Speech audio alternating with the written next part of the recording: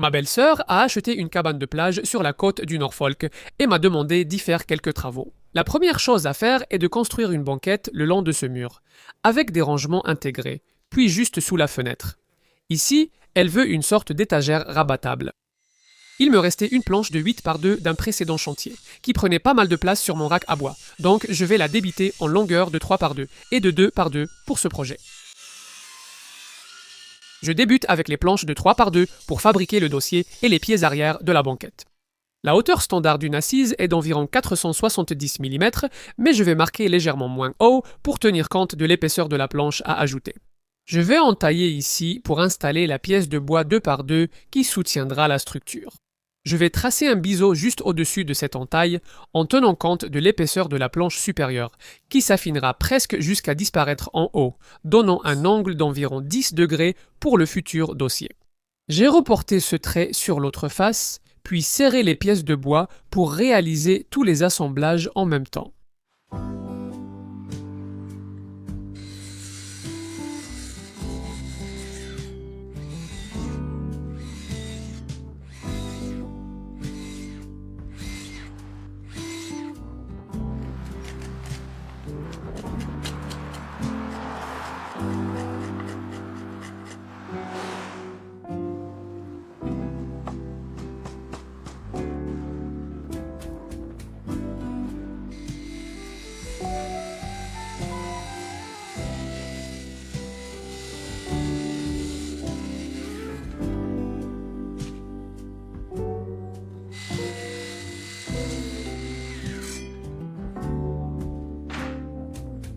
Les dossiers terminés, j'utilise des tasseaux de 5 par 5 pour le reste de la structure. Je vais fabriquer le premier des deux cadres en forme d'échelle. Celui-ci servira à constituer la partie assise de la structure, et la partie qui dépasse ici à l'extrémité prendra tout son sens plus tard. Cela devrait maintenant s'emboîter parfaitement dans mes pièces de pieds arrière, et me permettre de déterminer la hauteur des montants du deuxième cadre en échelle. Celui-ci sera destiné au panneau avant.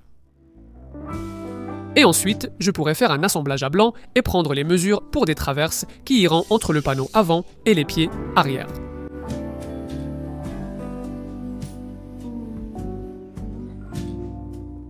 Je veux couper une pièce en diagonale à l'extrémité.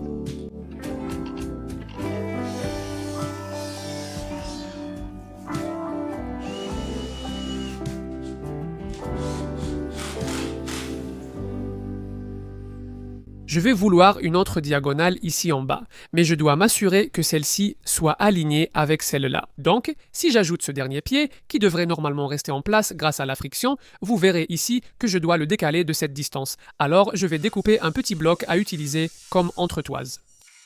Personne ne verra jamais ça, au fait. La diagonale peut ensuite être découpée exactement à la même taille et au même angle que la première, ce qui devrait tout garder bien aligné et droit.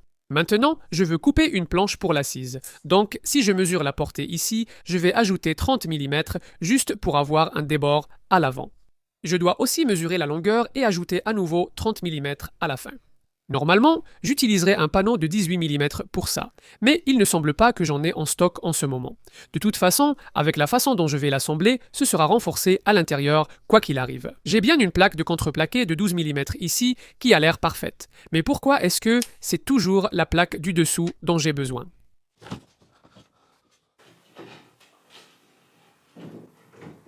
J'ai découpé un bloc à la même taille que le débord à l'avant pour pouvoir reporter la même distance sur la diagonale. Je suis ensuite allé chercher une pièce de bois à coller sur le bord avant pour rigidifier et donner un aspect plus massif au contreplaqué.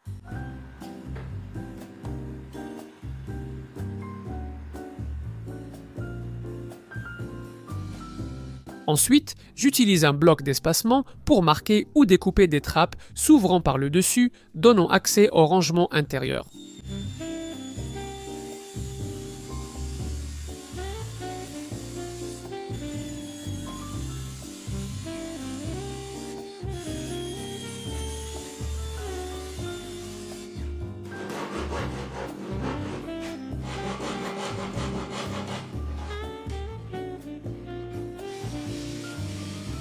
Pour le dossier, j'avais une pièce de MDF MR de 18 mm et je veux transférer l'angle sur le bord inférieur ici afin qu'il rejoigne la planche de l'assise sans laisser de jour.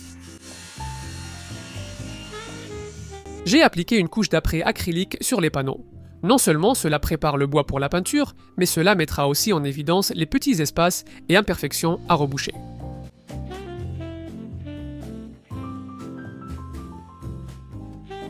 Une fois que c'est sec, je ponce tout avec du papier de verre grain 240 pour enlever les aspérités. Maintenant, en utilisant de vieilles lattes de lit en pain récupéré, je vais les fixer sous l'assise et cela va servir à 3 choses. Cela va renforcer l'assise, la rendant plus solide. Et je vise un rebord d'environ 8 mm tout autour de chaque trappe, ce qui m'amène à la deuxième utilité. Offrir aux portes une surface sur laquelle se fermer. Enfin, cela donnera plus de matière pour que les vis accrochent mieux lors de la pose des charnières. Je veux juste m'assurer que cela n'interfère pas avec le cadre du siège. Et tout semble bon. Et tant que j'y suis, je vais aussi renforcer cette partie à l'extrémité. Après, j'applique une couche de peinture satinée pour bois. J'utilise souvent un rouleau, mais je préfère le pinceau pour une ambiance cabane de plage.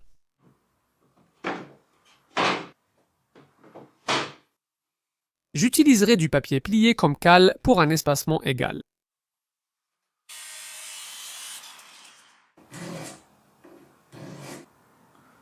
Et je vais installer ces charnières piano avec des toutes petites vis. Et je sais au fait que les forets autocentreurs existent.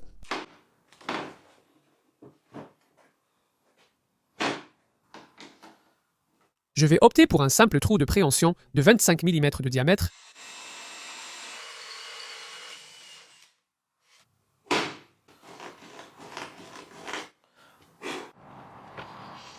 Je vous montrerai plus tard comment fabriquer l'étagère, mais pour l'instant, je charge la voiture et pars pour l'installation. Je vais commencer par un montage à blanc, juste pour m'assurer que tout est à la bonne taille. Je dois déplacer cette prise, mais ce sera facile car tout le câblage semble fixé à plat.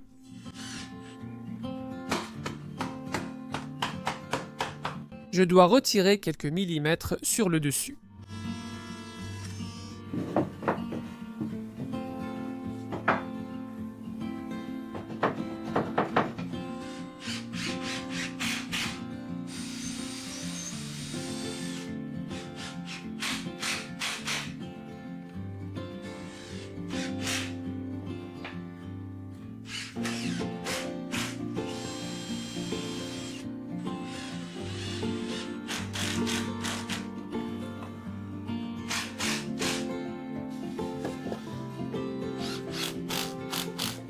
Maintenant que je vois ça installé, je vais ajouter un autre morceau de bois ici.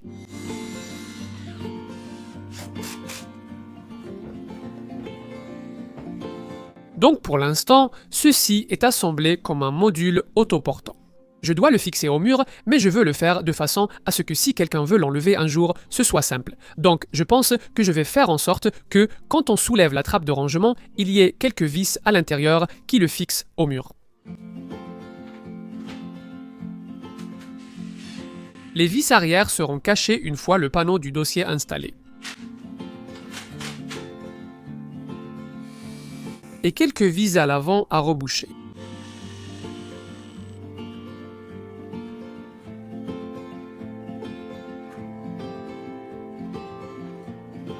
Donc on dirait que ça passerait juste ici. Comme vous pouvez le voir, c'est bon ici, mais cette pièce descend pas mal, il va falloir que j'enlève environ 6 ou 7 mm, donc je pense que je vais essayer de tracer la forme nécessaire. Le problème, c'est que je n'ai pas apporté ma scie sauteuse.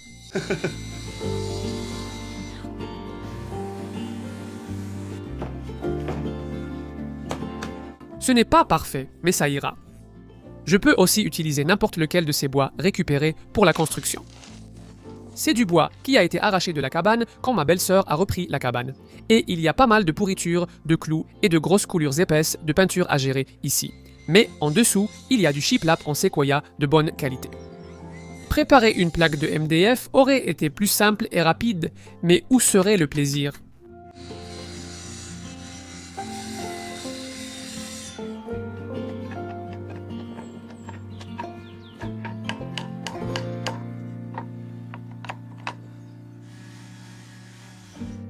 J'en aurai assez ici, mais avant l'installation, je dois couper l'extrémité.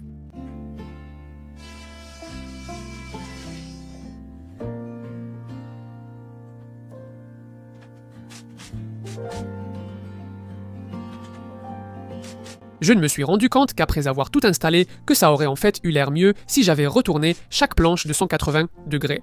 Il y aurait eu moins d'espace visible, mais je n'avais pas envie de tout recommencer. De toute façon, je peux toujours combler les espaces. Quand il s'est mis à pleuvoir, j'ai fait ce que tout Britannique doit faire au bord de la mer.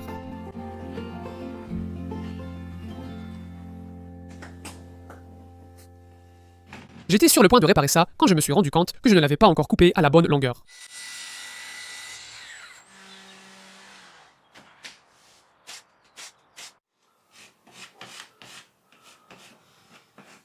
Après avoir bouché les trous de clous, j'ai appliqué du mastic acrylique sur le lambris. Selon mon expérience, ce produit va rétrécir, se fissurer et nécessitera d'être rajouté et repeint rapidement. J'avais besoin d'une baguette ici. Heureusement, j'avais apporté des moulures.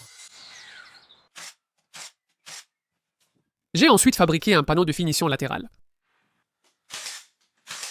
Et tout préparé pour la peinture. Une dernière moulure finit proprement le bas. J'ai utilisé une colle de montage pour la fixer. Revenons à l'atelier, quand j'ai fabriqué l'étagère. J'ai une planche de hêtre que je pense utiliser pour fabriquer le plan de travail rabattable et je ne veux pas de ces grosses fissures dedans. Donc je pense que je vais la découper en 3 bandes puis la lameller collée. Cette planche fait environ 30 mm d'épaisseur, donc j'ai fait plusieurs passes avec la scie sur rail pour la traverser, ce qui me donne un bord droit que je peux faire glisser le long du guide de la scie sur table pour la découper en 3 morceaux. Et je veux réduire ça à environ 22 mm, ce qui va nécessiter pas mal de passages dans la raboteuse. Et une fois que mes faces sont droites, je peux redresser les bords pour pouvoir les coller ensemble sans aucun espace.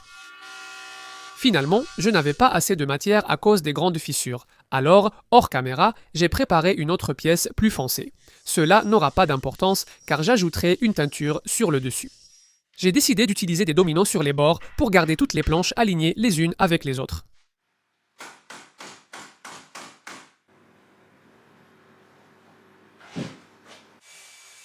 Le bord avant est doté d'un large chanfrein arrondi pour plus de confort au coude.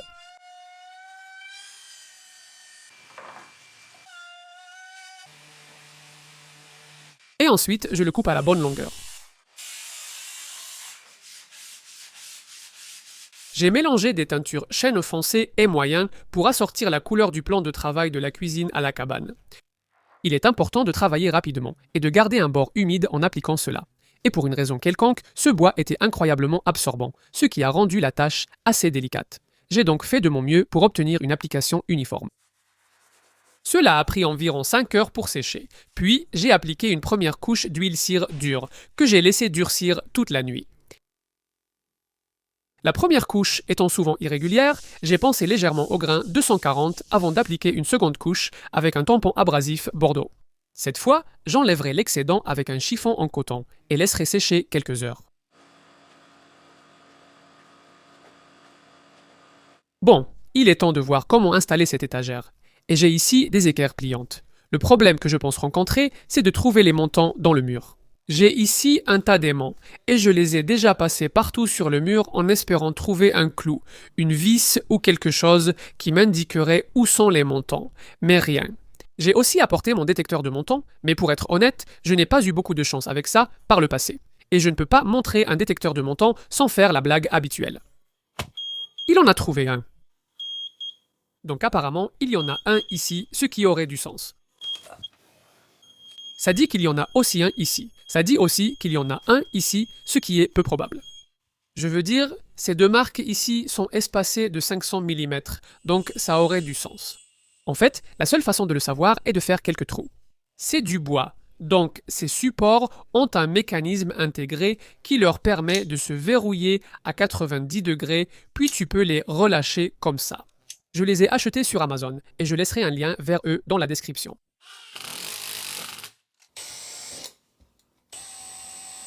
Ah, j'ai trouvé du bois. comme un gant. Alors maintenant, avec un peu de chance, ça marche bien. D'accord? Donc ce projet n'est pas encore totalement terminé. Malheureusement, je suis tombé à court de mastic acrylique à mi-chemin du travail, et il aurait besoin d'une autre couche de peinture. Ma belle-sœur va aussi ajouter des coussins, donc ce sera confortable. J'espère que ça lui plaira. Merci d'avoir regardé cette vidéo, j'espère qu'elle vous a plu.